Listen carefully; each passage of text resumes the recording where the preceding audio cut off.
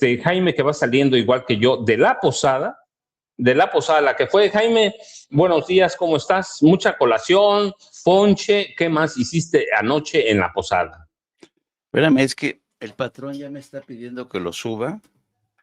Ay, Sí, disculpe, Yago Batusay, ya saben, es el que es el que manda y en realidad la estrella de no apto para cínicos, sí, el único editorialista capaz de desmenuzar la información en 5 ladridos, más rápido y clarísimo que Carlos Loret de Mola, que Raimundo Riva Palacio, así que es la estrella que sostiene el programa de Jaime Hernández en no apto para cínicos. Ahora sí, Jaime, después de todo eso, buenos días, ¿cómo te fue en la posada de anoche? muy bien, nada más que ando muy nervioso, maestro Paco Cruz, pero muy, muy nervioso porque ya casi viene Chanclaclós y estoy muy nervioso pensando que si me va a traer el Ferrari que le pedí, porque si Alito puede tener eh, automóviles de lujo, ¿por qué yo no? Imagínate yo, McLaren de $1,000,000. fíjate, imagínate, así es que yo le pedí a Chanclaclós. Yo sé que soy simpatizante de la 4T y que a lo mejor no tengo derecho a pedir un Ferrari imagínate, un Ferrari descapotable para ir desnudo, así, a toda velocidad, maestro Paco Cruz. Jaime, Así no es es un que, programa porno. a ver, a ver, a ver qué me trae Chanclaclós, lo que sea su voluntad. Con que no me traiga carbón, voy a estar contento. Good morning, querido amigo, querida Ceci, que está como siempre detrás de los controles. Oye, Ceci, esa mujer, ¿a qué horas dormirá? ¿A qué horas descansará? Yo digo que no Ceci. duerme, Jaime. Fíjate, en ocasiones a las 11 de la mañana está escribiéndome Ceci, le digo, Ceci, todavía es de madrugada, todavía no me despierto. ¿Cómo trabaja de verdad, Ceci? Pero sin Ceci, ¿qué haríamos? ¿Qué haríamos sin Ceci, maestro Paco? ¿Qué haríamos sin Ceci? Nada, Jaime, tú y yo nos sentamos aquí a platicar, a comentar las noticias, pero la verdad es que la que pone en marcha toda esta maquinaria es Ceci Vega. Y acuérdese, a propósito de eso, recuerde que tenemos un chayotito del pueblo, Eso. una cuenta a nombre de Vicente Serrano, para compensar todos los esfuerzos de Ceci Vega. Es una tarjeta Banorte a nombre de Vicente Carlos Serrano Arroyo, que es Vicente Serrano, y el número de tarjeta es 4189-1400-5511-8185, y es un chayotito del pueblo de todos, de Jaime, mío, todos, les confieso. De pronto la monetización de los programas, Jaime lo sabe, Ceci lo sabe, no es tan sólida como parece. Sufrimos cada fin de mes para completar la nómina. Así que es cierto, Jaime. Así es. Y fíjate que Ceci sí se merece que Chanclaclós le traiga algo, ¿eh? Ceci sí se merece. Chanclaclós, si estás escuchando, por favor, Chanclaclós, tráele algo a Ceci, aunque sea una bicicleta, por favor. Una bicicleta con rueditas. Y si se puede Este, que sean dos, como decían, hijos, es que me hiciste acordar, Jaime, de pronto de mi época, de los dinosaurios. Estoy a mi época de niñez, ¿te acuerdas? Tú te acuerdas ah, porque eres de mi época también, de la época de los dinosaurios, había Lalo Guerrero y sus ardillitas, ¿no? ujú. Ay, cómo me Le voy a encantaba. pedir una novia y si puede que sean Eran dos. dos. Ah, es cierto, es cierto. Hijo, qué buena memoria tienes. Qué buena memoria tienes. Cómo me acuerdo yo de niño, me encantaba escuchar y me las imaginaba, ¿sabes? Me las imaginaba esas ardillitas. Ahora tengo que decirte, maestro Pago, que yo siempre le pedí a los Reyes Magos una bicicleta. ¿Sabes cuándo me la trajeron? Nunca, nunca. Así de ojeisme se portaron conmigo los, Reyes Magos. Jaime, se me hace que los santorreyes en tu casa eran como los míos. Nunca tenían dinero. Ándale, así era la cosa. Oye, te estaba escuchando, de verdad.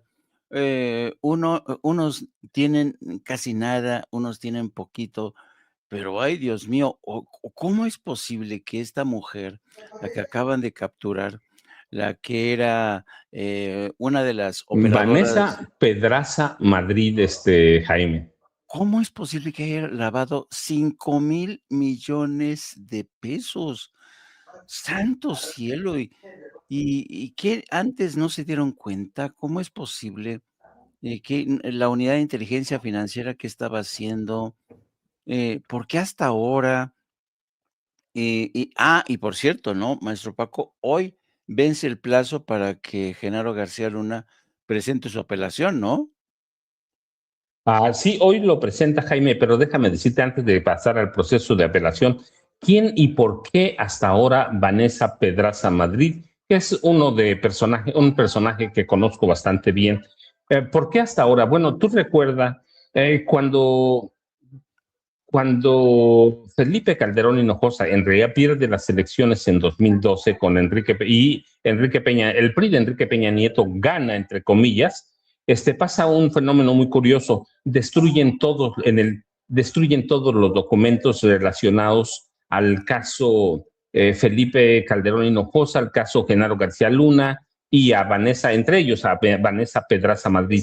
Y luego Vanessa Pedraza Madrid tiene una sociedad muy macabra con García Luna, sí, pero con Miguel Ángel Osorio Chong, que era el secretario de Gobernación. Así que tuvieron tiempo de desaparecer documentos, de destruirlos, y se ha ido armando un caso después de la llegada del presidente López Obrador. Ha costado mucho trabajo, pero se fue armando un caso poquito a poquito, porque estaba todo destruido. Así que esta mujer enfrenta cargos por delincuencia organizada, operación con recursos de procedencia ilícita, pero déjame decirte es que de pronto decimos, ¿quién es esta mujer? María Vanessa Pedraza Madrid no solo fue asesora de Genaro García Luna, quien está preso, tiene su razón en Estados Unidos. No, ella fue más que eso. Fue funcionaria de la Secretaría de Seguridad Pública y ella era la responsable de dar seguimiento con todo lo que implica, Jaime, a todos los eh, planes y proyectos estratégicos de Genaro García Luna, pero además es el eslabón perdido para documentar el estilo de vida ostentoso de Genaro García Luna. ¿Recuerdas cuando se va a Estados Unidos y descubren mansiones en Miami, autos de superlujo, cuentas millonarias? Bueno, Vanessa Pedraza Madrid era la responsable de todo ese sistema de vida de Genaro García Luna. Así, para que tengas, ella es el eslabón que conecta a García Luna con las finanzas ilícitas y la estructura del poder del grupo de Genaro García Luna y la guerra contra el narcotráfico. Así que no creas que es nada más una casualidad. Ella es una mujer fundamental en ese esquema de desvío de recursos, de lavado de dinero. Y ayer, después de su captura, fue trasladada al Centro de Readaptación Social número 16 en Coatlán del Río, en Morelos, a la espera de que el Ministerio Público Federal solicite la audiencia inicial para formular la acusación formal. Y esa es, en un resumen breve, Jaime, Vanessa Pedraza Madrid y cómo opera la sociedad con Genaro García Luna. Imagínate, yo lo que digo, no era parte del círculo, del primer círculo de confianza, Jaime, era parte del círculo íntimo para todas las cosas, nivel de vida, desvío de recursos, revisión de proyectos estratégicos de Genaro García Luna. Así que te das cuenta de todo lo que es esta mujer y es clave en el desvío de recursos a través del organismo administrativo desconcentrado, prevención y readaptación social, o sea, del desvío de recursos a través del Sistema Federal de Prisiones, Jaime. Qué increíble, ¿no? Pues ya con todos estos antecedentes, ahora se explica mejor cómo fue capaz de lavar 5,000 millones de pesos. ¡Qué barbaridad! No, no, no, no. Este señor de Genaro García Luna le costaba trabajo hablar, tenía apariencia de tonto, era un taimado, o sea, tenía la apariencia, pero en realidad Era ducho para los negocios, era ducho para el crimen. Espero que no sea tan ducho para presentar apelaciones y que se quede refundido ahí en Nueva York, pero por si acaso a alguien que habita la Casa Blanca se le ocurre indultarlo, pues ya tiene carpetas de investigación acá en México y a ver qué pasa, ¿no? Bueno, fíjate, déjame a propósito de eso, Jaime, déjame contarte. De pronto, cuando hablamos de García Luna, decimos es un criminal, es cómplice de Felipe Calderón Hinojosa. A veces era más fuerte Genaro García Luna que Felipe. Yo insisto siempre que los dos son unos asesinos. Uno compraba las armas desde la presidencia de la República, Felipe Calderón, y el responsable de matar era Genaro García Luna. Pero mira, cuando hablamos de pronto, en este país, como en muchos, pero en este país hablamos de galerías de chacales carniceros. Y en esa galería podemos colocar a Carlos Salinas de Gortari, a Fernando Gutiérrez Barrio, que tú lo conoces, disfrutaba este tipo de la tortura, a Gustavo Díaz Ordaz, el asesino, a Marcelino García Barragán, a Rubén Figueroa, a Luis Echeverría Álvarez, al Negro Durazo, a José Antonio Zorrilla Pérez, el asesino intelectual de Manuel Buendía Telles Girón. Así que colocamos a todos estos y a ese lado, Jaime, yo insisto que debemos colocar a Genaro García Luna. Y luego tú sabes, de pronto uno dice, ¿y por qué a Genaro García Luna si solo era un narco? Pero fíjate que no, Jaime, cuando revisamos la historia en el mundo, tú sabes, cada presidente o cada mandatario de estos que son como carniceros sanguinarios, siempre tienen a una persona que mata por ellos. A ellos no les gusta ensuciarse las manos. Por ejemplo, Pinochet tenía un general al mamo, Sepúlveda, como lo llamaban. Pinochet daba una orden a propósito de que acaba de regresar un pinochetista a la presidencia chilena. Bueno, va a regresar, apenas es electo, pero tenía a un general, al mamo Sepúlveda, que cuando Pinochet daba una orden de matar, él no se ensuciaba las manos, a él no le podemos probar nada, pero tenía su general, el mamo Sepúlveda, que era el que mataba. Eh, el chinito, Alberto Fujimori, tú recuerdas, tenía a Vladimiro Montesinos.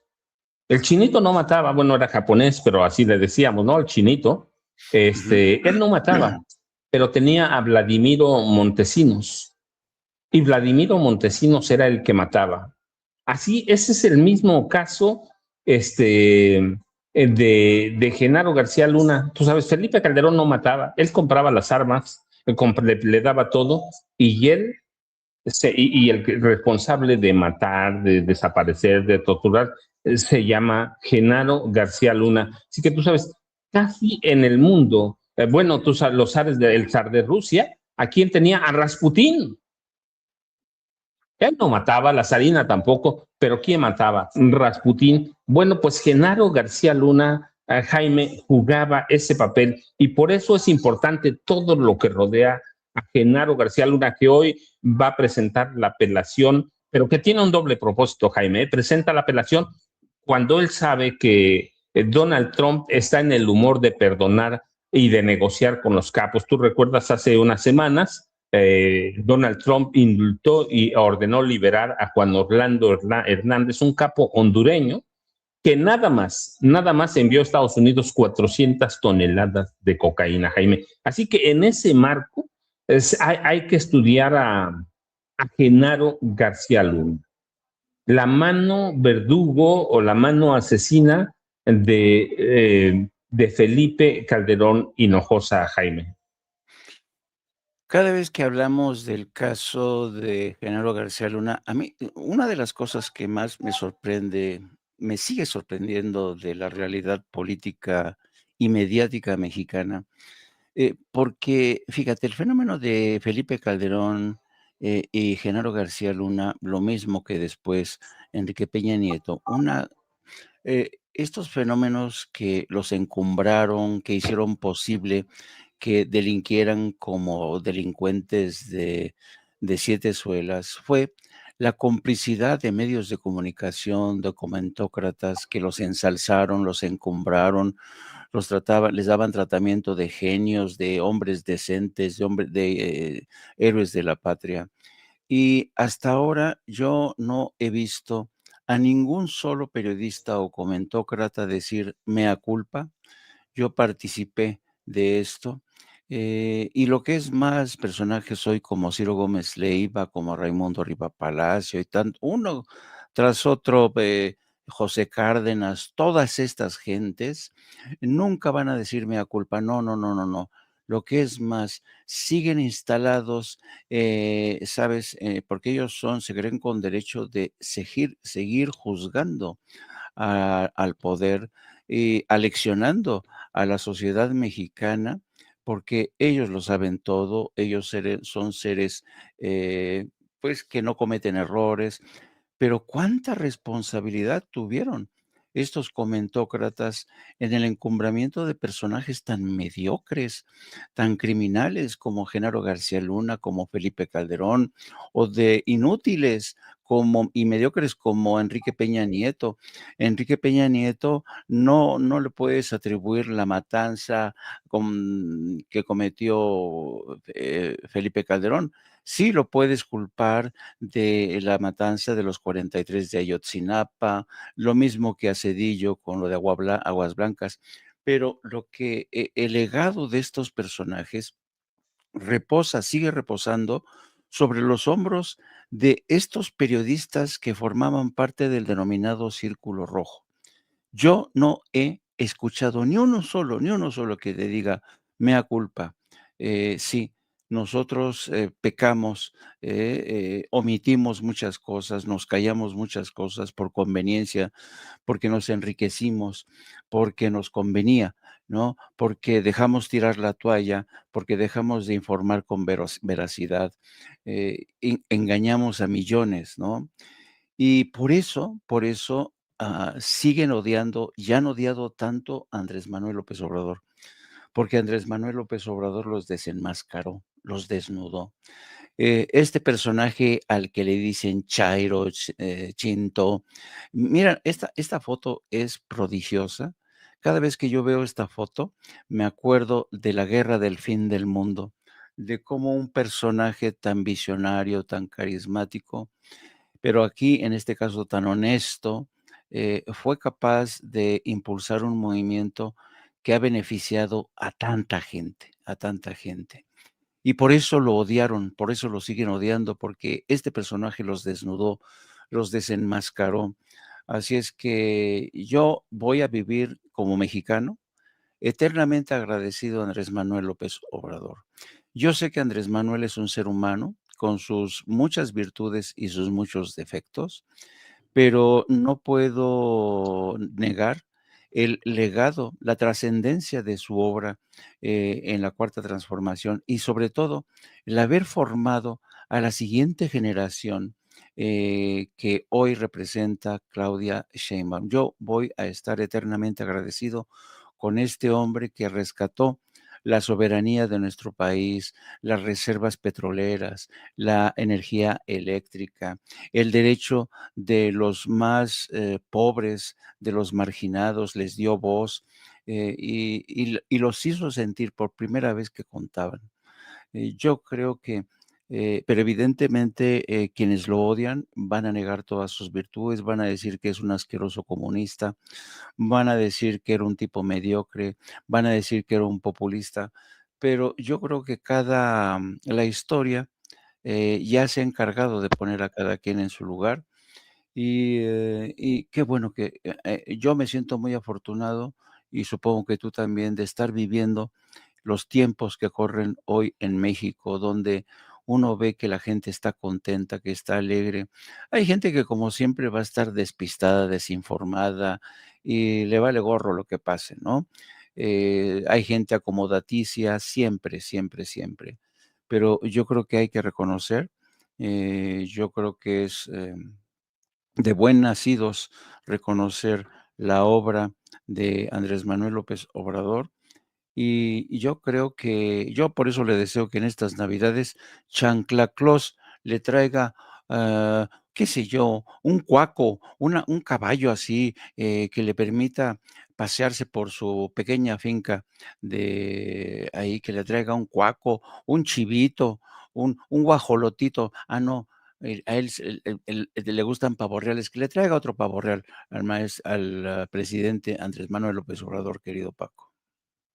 Pues a mí, mira, Jaime, a propósito de Santos Reyes, a propósito de Santa Claus, yo no vengo preparado, pero ya estoy haciendo mi pequeña lista sobre las cositas que le voy a pedir. No sabía que ibas a hablar de Santa Claus, pero mira, aquí están mi pequeña lista de mis deseos, pero déjame decir primero, Isabel Conde dice, faltan likes. Maru González también dice, dejen su like, no se lo lleven. Yo estoy de acuerdo con ustedes. Somos poco más de 5,600 personas enlazadas aquí en esta familia sin censura, incluidos Jaime Hernández y yo, y apenas tenemos 2,500 likes, así que estamos muy faltos de likes, así que Ceci, por favor, ya sabe, y si no le llega la suscripción, la notificación, dele a esa campanita y con ese dedito, ya sabe, por automático, el like a Sin Censura, que es para Sin Censura, pero es para Vicente, es para Jaime, es para Ceci, es para mí, es para todos los que hacemos posible este programa todos los días de lunes a viernes. Así que ya sabe, su like, una lluvia de likes, como dice Vicente Serrano, para obligar a que esos cabrones de YouTube no escondan nuestros contenidos, que quede constancia que estoy citando a Vicente Serrano, porque de pronto yo también soy un poco leperito. Bueno, cuando hace falta, ¿sí? Cuando hace falta. Y déjenme, por ejemplo, Alejandra Lomas hace una pregunta que es bien interesante. Maestro Paco, ¿de a cómo le va a costar el perdón a Genaro García Luna? ¿Qué trabajo de servicio va a proporcionarle a Trump por el perdón? No sé si lo van a perdonar, yo espero que no, pero con Trump, ustedes saben, todo es previsible y todo es posible, pero ¿cuánto le puede costar? Bueno, nada más recuerden todo lo que tiene Genaro García Luna.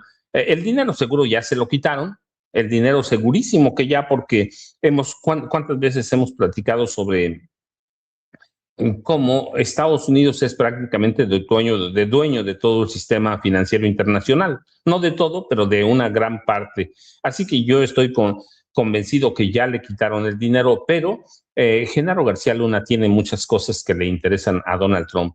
Los contactos para tráfico de armas, tráfico de drogas, funcionarios del pasado que siguen controlando esos temas.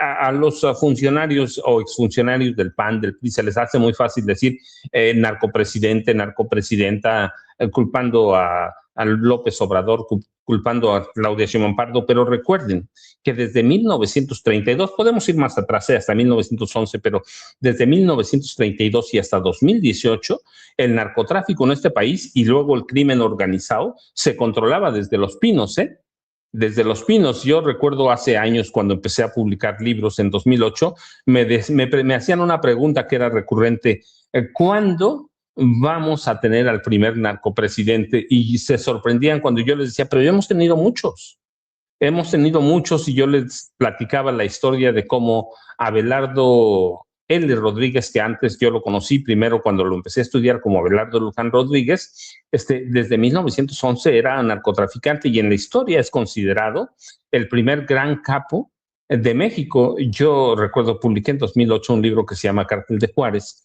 y hablo de Abelardo L. Rodríguez. La familia de Abelardo L. Rodríguez me amenazó con demandar, ¿sí? Ya tenían lista su demanda, pero ese año,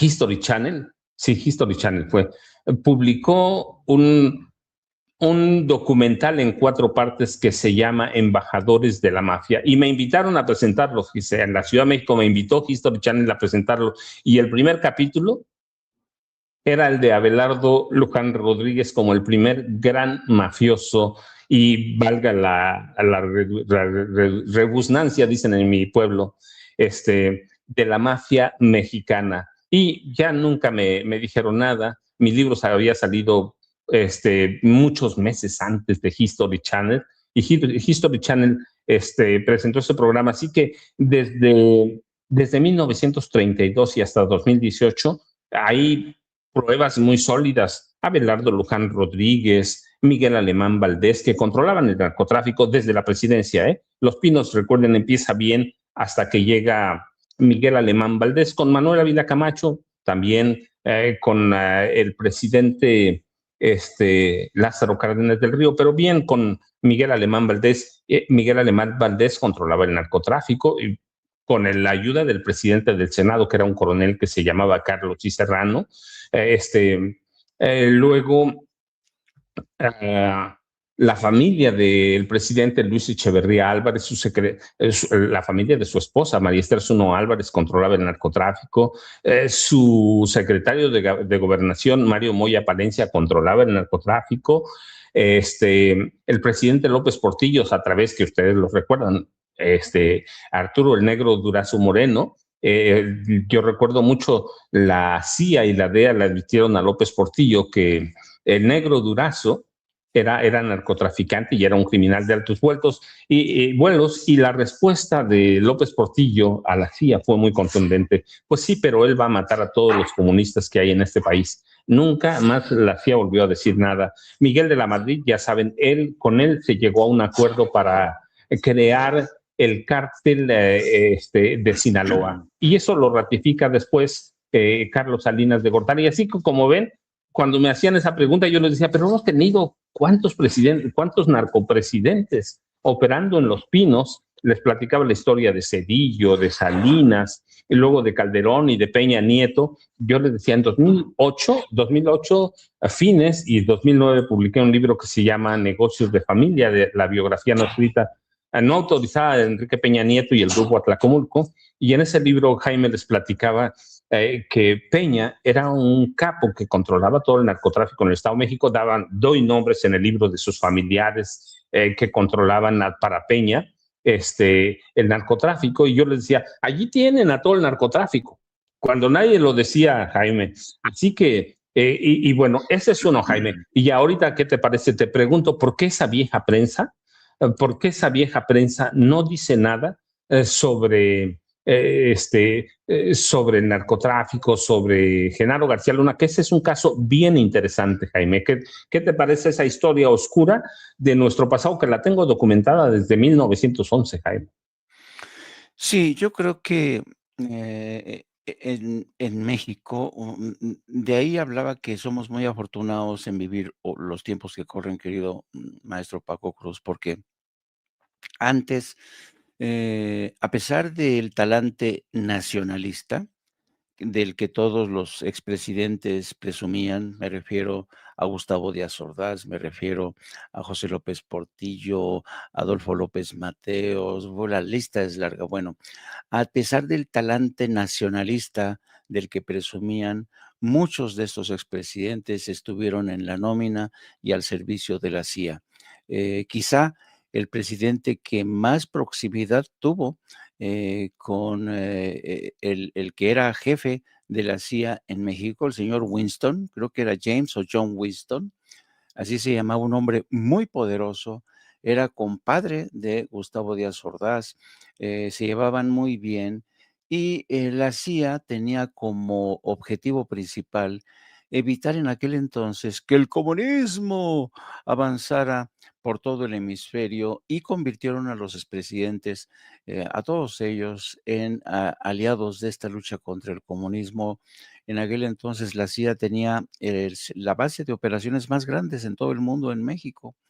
Y por aquí pasaron tantas cosas, se permitieron tantos abusos, la época de la noche de Tlatelolco, los abusos del Negro Durazo con López Portillo, todo eso fue por cortesía de la CIA, que nunca, nunca criticó o se quejó de las prácticas antidemocráticas, de la guerra sucia.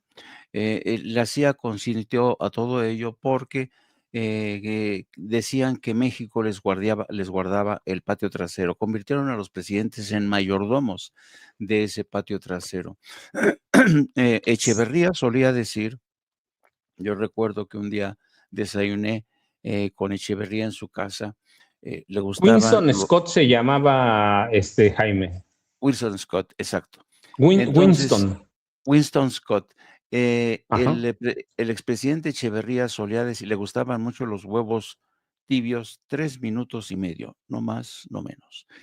Y decía que para que un presidente, para que el PRI eligiera al candidato a sucederlo, Contaba, por supuesto, la opinión del presidente, contaba la opinión del ejército, pero también contaba la bendición de Washington. A ese punto llegábamos eh, pues, de dependencia con Washington, y en aquel entonces, si tú te recuerdas, no había, el Departamento de Estado no producía los informes anuales en materia de derechos humanos, donde ahora sí nos dan hasta por debajo de la lengua. ¿Por qué? Porque los informes de derechos humanos, sobre todo ahora, desde que llegó López Obrador, sobre todo, son bastante duros con México, ¿no? Porque ya sabes que Estados Unidos se convierte en juez y parte a la hora de elaborar informes en materia de derechos humanos, porque ellos no violan los derechos humanos, ¿no? Ellos no asesinan en alta mar o frente a las costas de Venezuela a humildes pescadores, ¿no? Entonces, yo creo que esta historia de, pues, de alianza, de cómo los expresidentes que creíamos que eran hombres nacionalistas, defensores de la patria, se encamaron, muchos de ellos, con la CIA, les hacían el trabajo sucio a los gobiernos de Estados Unidos, y por eso Estados Unidos los protegía.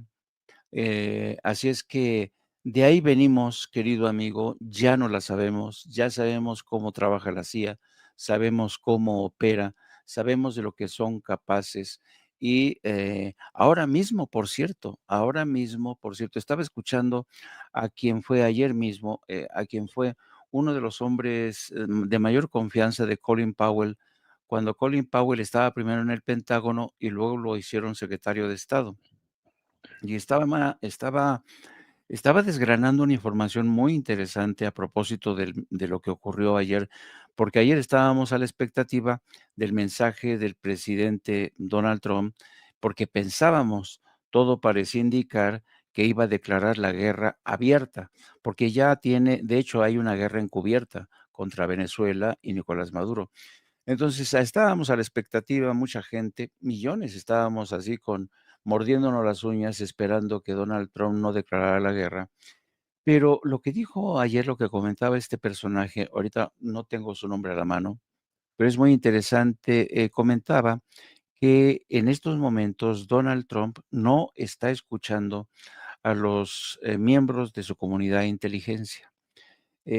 Dice que se está asesorando por gente que está vinculado, sí a la CIA, pero también al Mossad, y que tienen detrás de sí a un conglomerado de hombres multimillonarios de Venezuela que están sufragando todo.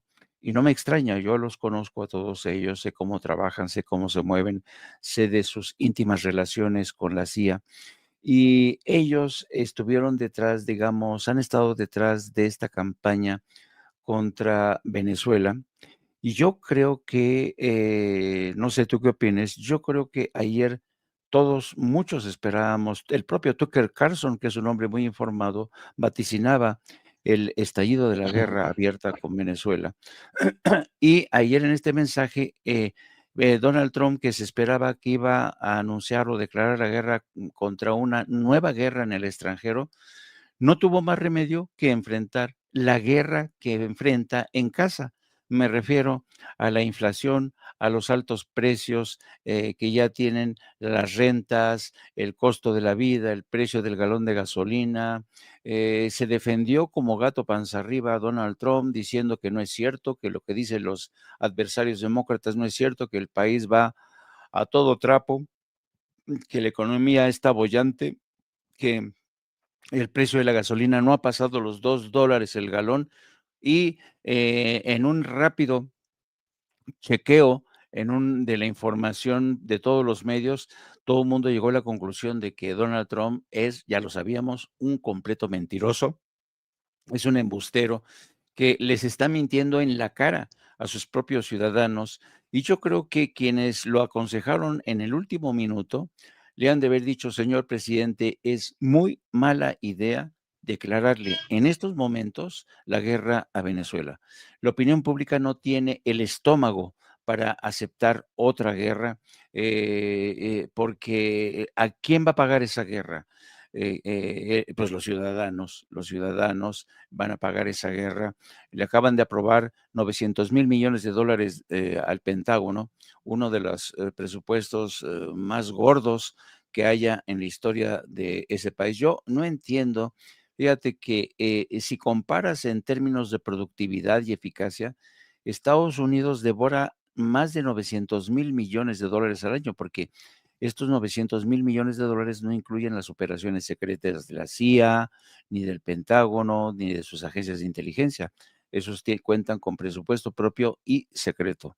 Entonces, pero si comparas el gasto que devora la maquinaria industrial armamentista de Estados Unidos y la comparas con lo que gasta China o Rusia, déjame decirte que los rusos son más eficaces y los chinos ahora van como motos, tienen un armamento de última generación, aviones caza de sexta generación que no los tiene Estados Unidos y el presupuesto militar que tienen no llega ni a la mitad de lo que consume Estados Unidos.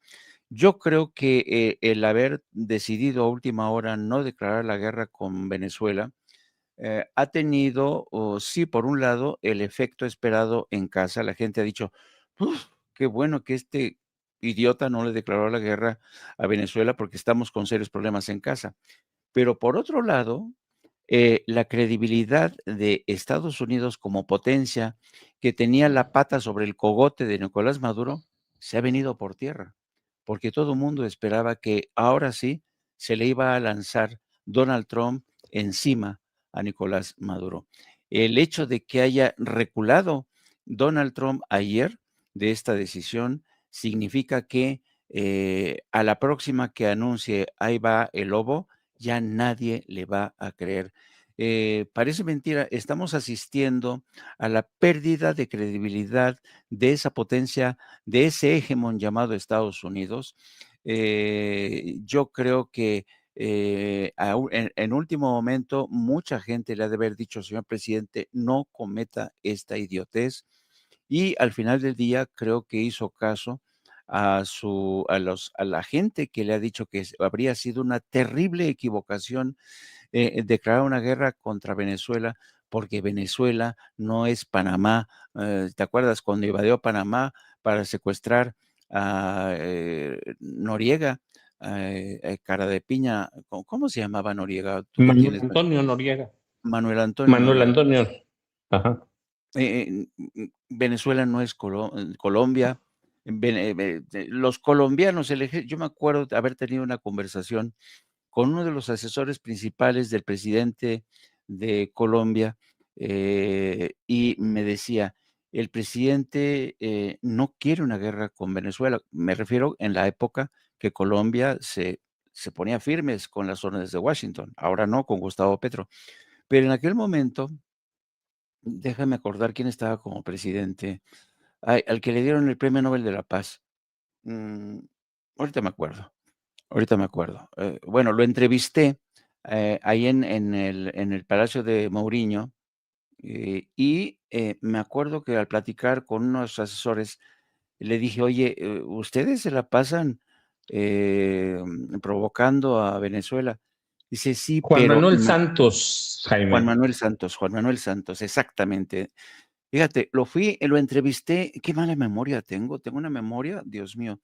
Fui y entrevisté a Juan Manuel Santos que había alcanzado un acuerdo histórico con la guerrilla y había alcanzado la paz, por eso le dieron el Premio Nobel de la Paz.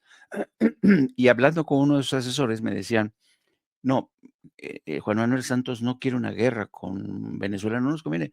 Venezuela tiene un ejército y tiene una potencia militar que si nosotros le decimos ¡bu!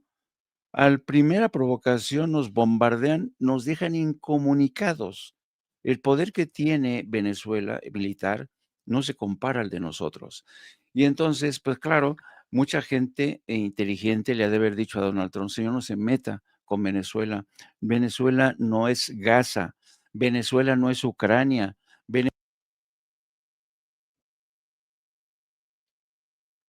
Como que por ahí se le cortó un poco la comunicación a Jaime Hernández, pero déjenme decirle, en realidad estaba platicando un tema súper mega interesante. Juan Manuel Santos presidentes de Colombia, la Casa de Nariño. A mí me tocó estar en Casa de Nariño, pero mucho antes me tocó. Ya regresó. Nada más para completar el comentario, yo estuve en Casa de Nariño para la juramentación o la primera conferencia de prensa después de que tomó posesión como presidente de Colombia, César Gaviria Trujillo, en 1990. Allá vivía Jaime. Pero vea qué interesante. Así que, disculpa, Jaime, se te interrumpió un poquito la comunicación, pero aquí estamos. Es que me pasó, ¿te acuerdas como el otro día que de repente me sacaba el sistema? Y están empezando a sacarnos, querido Paco, maestro Paco, por favor, préndele una veladora a la Virgencita de los Aparatos para que no nos pasen este tipo de cosas, por favor, te lo suplico. Ya sé que tú eres ateo, yo soy agnóstico, pero hay que invocar a todos los espíritus. Virgencita de los Aparatos, por favor, que no nos saque del sistema, por favor, que no nos meta sustos como estos. Pidámosle al universo que permita hablar a Jaime Hernández y que se acuerde. Ese me gusta más, eso me gusta más. Pidamos al universo que me deje hablar. Eso, me encanta eso, ¿eh? Adelante, maestro Paco. Bueno, pero déjenme decirles, no, es que Jaime habló de cualquier cantidad de temas que aquí me tenía escribiendo. Dejen nada más primero, voy a ponerle orden rapidísimo. Primero, cuando Jaime habla de la CIA y México, es muy larga. Hasta hace muy poco tiempo estábamos convencidos que solo 3 presidentes mexicanos habían estado bajo salario de la DEA. Gustavo Díaz Ordaz, Adolfo López Mateos y Luis Echeverría Álvarez, pero hoy hay documentación suficiente, pruebas, evidencias de que 5 presidentes mexicanos estuvieron bajo salario o trabajaron asalariados para la CIA. Adolfo Ruiz Cortines, Adolfo López Mateos, Gustavo Díaz Ordaz, Luis Echeverría Álvarez y José López Portillo, los 5. ¿Por qué después de Miguel de la Madrid no? Pues porque ya estaban entregados a Estados Unidos. De Carlos Salinas de Gortari y Peña trabajaban para ellos. Ese es un tema, nada más para que tener todo el panorama. Segundo, ¿qué pasaría si Estados Unidos ataca a Venezuela? Suponiendo, más allá de que se haya arrepentido anoche, ¿qué pasaría si Estados Unidos hoy decide atacar a Venezuela, bombardeos, incursiones militares? El problema no solo sería para Venezuela, sería gravísimo para Colombia. Desestabilizaría toda América Latina y nosotros empezaríamos a sufrir ya. Al caer la primera bomba, al pisar el primer soldado estadounidense de Venezuela, los mercados se derrumbarían. Los mercados, porque afectaría inmediato a Colombia y nosotros sufriríamos las consecuencias de un ataque irracional de Estados Unidos a Venezuela. Así que por eso, entre otras cosas, debe tener cuidado Donald Trump. Pero miren, todos hemos hablado. ¿Qué le interesa a Estados Unidos de Venezuela? Bueno, ya hemos dicho el petróleo, el oro. En realidad, ayer le contaba a Jaime, porque también nos afecta a nosotros, ¿sí? Directamente. ¿Qué le interesa? Eso que llaman minerales de tierras raras, que no sabemos qué son, no sabemos a dónde están, pero hay evidencia muy sólida. Bueno, primero, estos son 17 elementos, ¿sí? Algunos de los más conocidos son el lantano, el cerio, el neodimio, europio, galodinio, que tienen usos tecnológicos. En Venezuela hay para aventar para arriba y hay evidencia sólida de que Venezuela tiene una riqueza en materiales, en tierras raras las llaman, que son minerales de 2 billones de dólares. 2 billones. Y en ese contexto entramos nosotros a ese juego perverso de Trump y de los juegos geopolíticos y suministro de tierras raras. No es que sean raros, en realidad hay bastantes de esos elementos. El problema es procesarlos. Es muy caro y China le lleva a Estados Unidos la delantera. Por eso vean la economía china y todo lo que construyen, además de que los chinos no están pensando en hacer la guerra. Pero ¿Cómo entramos nosotros en en ese juego de las tierras raras? Bueno, nada más déjenme decirles, México también es muy rico en varios de estos minerales de llamadas tierras raras y tienen un valor estratégico. Tenemos serio, lantano, neodimio, praseodimio, y tenemos, por ejemplo, en Oaxaca tenemos, Oaxaca es muy rica en tierras raras, sí, en estos 17 elementos en Oaxaca, pero también hay en Hidalgo, en Coahuila, en Sonora, en Sinaloa, en Durango.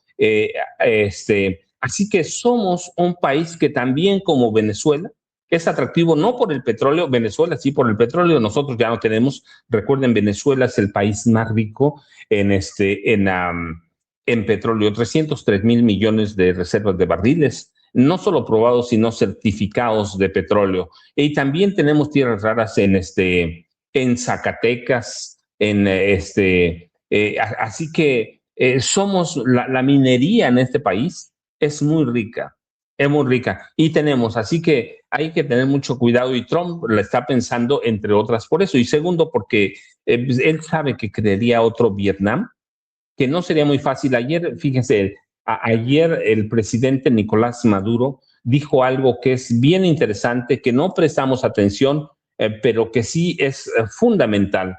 El presidente Nicolás Maduro dijo que si Estados Unidos se atreve a poner un pie en Venezuela, la persona a la que impusieran como nuevo títere no duraría ni 47, no dijo 48 horas, dijo no duraría ni 47 horas. Y tiene razón, porque habría una revuelta que desestabilizaría, como les digo, toda América Latina. Y por eso también debe importarnos lo que pasa en Venezuela. Es un problema de cuestiones estratégicas. Donald Trump tiene pretensiones guerreristas, colonialistas, pero invadir o intentar invadir Venezuela nos costaría a todos muy caro. Por eso tenemos que estar pendientes, Jaime. Ve todos estos elementos que me diste y nada más uno rapidísimo, porque lo tengo aquí a la mano, Jaime. ¿Por qué esa vieja prensa mexicana no decía nada contra Calderón ni contra Genaro García Luna? Bueno, primero porque recibía muchísimo dinero, claramente, sí. Ya está documentado. Yo recuerdo mucho con Calderón y con Peña. Con Sí. Calderón recibieron esa vieja prensa como 50,000 millones de pesos, que es una locura, y con Peña otro tanto. Pero yo tuve acceso, lo he platicado en García Luna, el Señor de la Muerte, a la agenda, Jaime, de Genaro García Luna. Y entre qué nombres estaban en esa agenda de periodistas bien conocidos, con los que Genaro García Luna pensaba hacerse de la candidatura presidencial del PAN en 2017, en 2018. Mira, nada más para que los vayas anotando ahí con los dedos. Estaban Ciro Gómez Leiva, que seguramente debes conocerlo y tener referencia de él. Estaba Joaquín López Dóriga, que debes también tener referencia de él. Estaba Oscar Mario Beteta, Ricardo Alemán, Pablo Iriart Levert, Carlos Marín, Jorge Fernández Menéndez, Adela Micha, Luis Soto, Pedro Ferdiz de Con, Leonardo Curcio, y como jefe, más o menos así aparecía en la agenda, como jefe, otro personaje que debe hacerse, seguramente lo conoces, Raimundo Rivapalacio, un grupo de agentes de inteligencia que trabajó con Genaro García Luna y desde el CISEN, fíjate, de 89, 90, trabajaron juntos y llegaron con Genaro García Luna a la Secretaría de Seguridad Pública, ya en el gobierno de Calderón. Se sentó a platicar conmigo y cuando les mostré los nombres, les dije, ya vi la agenda de García Luna, me dijeron, es que Raimundo Rivapalacio era el jefe de prensa no formal de todo eso. Así que, Jaime, ¿para qué hablan de Genaro García Luna? Imagínate, entre otras, imagínate que de pronto Raimundo Rivapalacio, cualquiera, Pablo Iriart, Ciro Gómez Leiva, se atreviera a hacer una confesión sobre García Luna. García Luna grababa a todo mundo, Jaime, a todo mundo. Imagínate lo que pasaría, Jaime. No, no, no, no, no, no. Imagínate, se despepitaría todo, todos los acuerdos por debajo de la mesa, la forma tan vergonzante como mantenían a esta gente que renunció a ser periodistas. Esta gente vendió el periodismo, hizo de sus medios,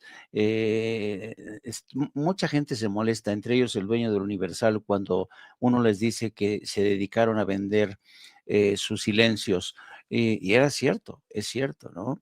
Y yo creo que desafortunadamente todavía estamos en un proceso de transición en todos los terrenos, pero sobre todo en el mediático. Y en el terreno mediático hay pocos realmente.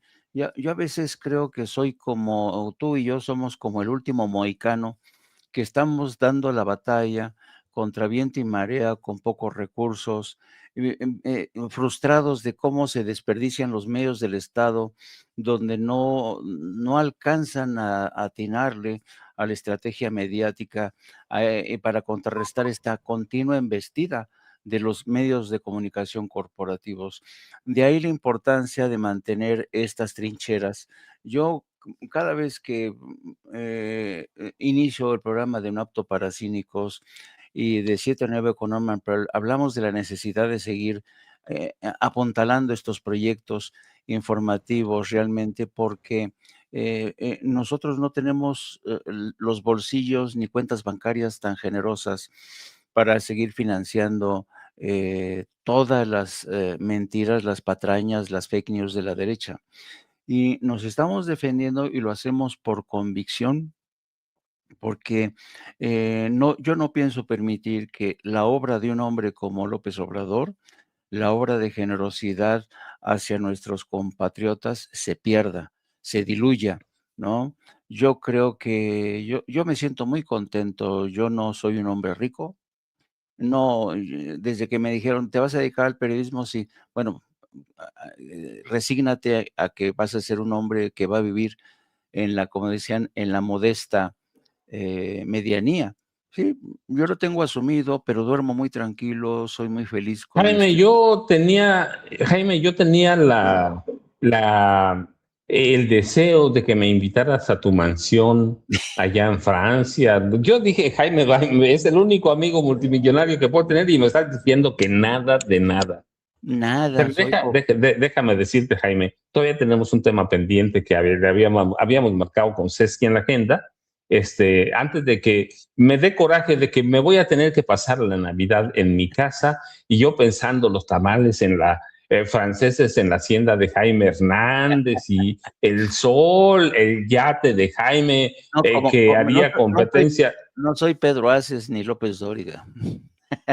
Que yo diría eso, pero nada, pero mira, de pronto me parece que hay una especie de vientos de ruptura con el de Morena, con el Partido Verde. Morena alista una acción de inconstitucionalidad que presentará ante la Suprema Corte de Justicia de la Nación contra la llamada Ley Gobernadora, aprobada esta semana por el Congreso de San Luis Potosí, también conocida como Ley Esposa, porque obliga a postular únicamente a mujeres para la gubernatura en las elecciones que se van a celebrar en 2017.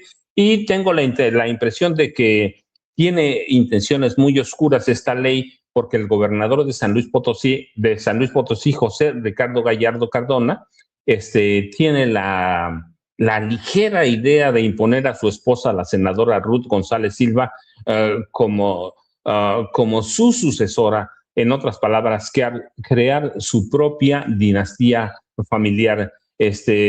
Luisa María, alcalde de Luján, dijo que no están de acuerdo en que eso se legisle de esa manera y luego la cito: incluso nosotros estamos preparando ya una acción de inconstitucionalidad que habremos de presentar porque consideramos que es inconstitucional que no se le permita a la gente decidir con libertad. Luisa María, alcalde de Luján, hizo los señalamientos en una gira de trabajo este jueves en Coahuila, y ella recordó que Morena determinó que para los comicios de 2027 no se llevará en ninguna boleta a familiares para la sucesión de cargos, pese a que la reforma constitucional que busca evitar el nepotismo nepotismo electoral, lo mandata hasta el año 2030. Así que, ¿cómo ves este caso de... ¿Tú crees que habrá alguna especie de ruptura del PBM con Morena, Jaime? Pues, mira, ¿sabes cuál es el problema de Morena? Pero además, ¿cómo se llama? No estamos, perdón, voy a emplear un término académico y medio pedorro. Tal parece ser que estamos ante un fenómeno de tautología, es decir, que a veces creemos, tenemos la impresión de que Morena es una locomotora que va a todo vapor recorriendo toda la República Mexicana. Pero no es así, no es así. A veces la locomotora de Morena sufre desperfectos cuando llega, cruza la frontera con San Luis Potosí, o cuando llega a Jalisco, o cuando llega a Zacatecas, porque desafortunadamente en este país la democracia avanza a distintas velocidades según el estado del que estemos hablando. Quiero que me pongan, por favor, Ceci, la foto, la imagen del gobernador de San Luis Potosí y su esposa. Bueno, yo nada más ver esta imagen con este gobernador que tiene cara de pánfilo, de atontado, y su esposa, que me merece todos los respetos, pero con todo respeto parece una devoradora de, no, no, no, se lo ha de traer cortito y le ha de decir, a ver, chato, y no se te olvide promulgar una ley en la que diga que por favor yo te voy a suceder en el cargo. Yo creo que este tipo de fenómenos desafortunadamente siguen existiendo. A ver, ¿por qué sigue perviviendo la saga de los Monreal en Zacatecas? ¿Por qué? Por esta cultura política de se manejan como si fuera su rancho los estados y esta tendencia de los gobernadores. ¿Te acuerdas cuando Borolas quiso imponer a Margarinflas como su posible sucesora? Eh, y lo decía la presidenta muy claro, una cosa es realmente eh, darle paso a las mujeres que son capaces y que tienen derecho a participar en la vida política del país. Una cosa es esa y otra cosa es manejar un Estado soberano como San Luis Potosí, como si fuera tu rancho, como si fuera tu hacienda y decirle, toma mi amor, ahí te entrego las llaves de la hacienda, hazte cargo. Yo creo que aquí el Partido Verde se enfrenta a un dilema. ¿Qué va a poder más? ¿La ambición de este gobernador y su esposa o el sentido de supervivencia de un partido como el Verde a nivel nacional? ¿Va a romper con Morena en San Luis Potosí para concederle a la princesa, a la reina de San Luis Potosí, el derecho a ser la siguiente gobernadora? Yo creo que es un dilema que van a tener que dilucidar en el curso de los próximos días, pero, qué bueno que el gobierno, o que por lo menos han decidido adelantarse a las tentaciones del verde, lanzando esta propuesta de anticonstitucionalidad. Siempre es mejor prevenir que lamentar y yo creo que evidentemente esto no le va a gustar nada, pero nada al Partido Verde en San Luis Potosí, al gobernador y a su esposa. Pero creo que en este caso, creo que Morena está actuando con buenos reflejos. A veces es mejor prevenir que lamentar. Ya uno no puede confiarse. Mira, la lección que nos han dejado personajes como Ricardo Monreal, que siempre se sale con la suya, a estas alturas todavía no desafueran a Alito Moreno, porque Monreal lo sigue protegiendo. A estas alturas todavía no hay nada que arroje luz sobre las riquezas, el poder que tiene Pedro Aces, los posibles vínculos con el crimen organizado. Entonces yo creo que más vale prevenir que lamentar, porque conociendo cómo están las cosas, pues así están. Así es que, pues yo creo que sí puede haber sus desencuentros, pero qué bueno que presentaron esta iniciativa porque la verdad ya basta de este tipo de abusos, ¿no, querido amigo? Ah, sí, ya basta. ah, Ya basta del nepotismo, Jaime, pero déjame introducir rapidísimo nada más porque es bien interesante. Santos Ruiz nos hace una observación, pero le quiero aclarar, dice, maestros, y una donación que agradecemos en realidad. Maestros, cuando Maduro dijo que no duraría 47 horas en el poder, se refería al presidente Trump, el presidente 47, y al parecer tiene los archivos Epstein. Sí, pero déjenme decirle lo que en realidad quiso decir Maduro, y lo interpretamos como una sorna. Le quiso decir que este presidente número 47 no aguantaría una revuelta ni 2 días como cuando entre el 11 y el 14 de abril, ¿cuántos días? 11 y 14 de abril de 2002, esa misma derecha orquestó un golpe de Estado en Venezuela para derrocar a Hugo Chávez. La revuelta, el golpe de Estado fue exitoso. Fue exitoso, pero recuerden, el 14 tuvieron que devolverle el poder a la presidente Hugo Chávez. Así que ese fue el mensaje que le mandó el presidente Nicolás Maduro a Donald Trump. Tú eres el número 47, sí, pero aquí te recuerdo que no duró 48 horas la imposición del presidente títere de Estados Unidos. La vicepresidenta, me acuerdo mucho, no llegó a juramentarse, no llegó a tomar posesión, pero la vicepresidenta de aquel golpe de Estado iba a ser una mujer que se llama María Corina, no es cierto, no se llama María, se llama Corina Machado, que es la mamá de María Corina Machado Parisca, y aquella mujer era Corina Parisca de Machado. Corina Parisca de Machado. Así que el golpe de Estado fue el día 11, pero destituyeron a Hugo Chávez, pero menos el día 14.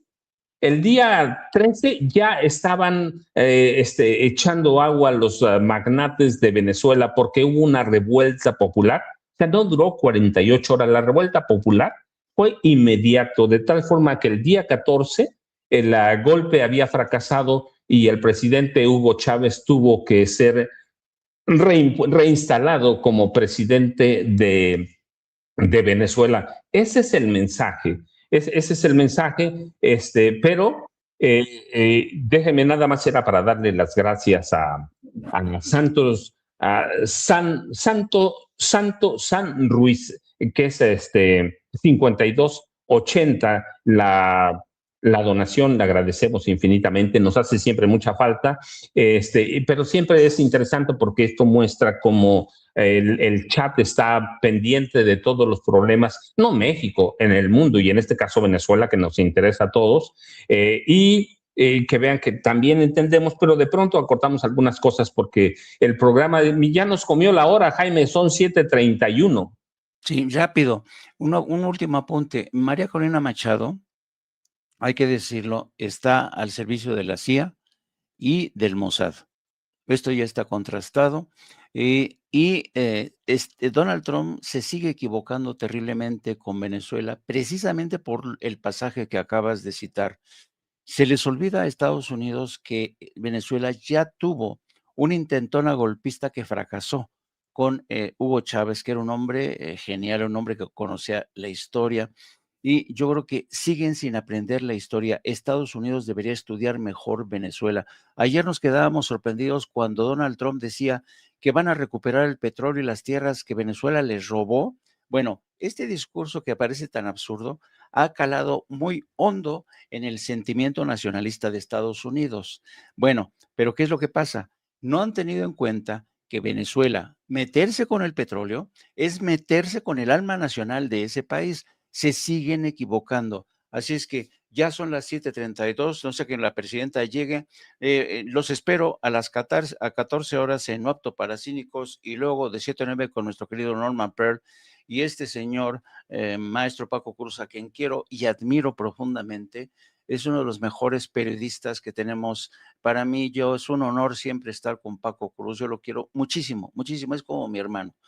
Y no se olviden, por cierto, de sus libros, Las Damas del Poder, El Señor de la Muerte, Tierra Narca, que es difícil de conseguir, y La Guerra que nos ocultan.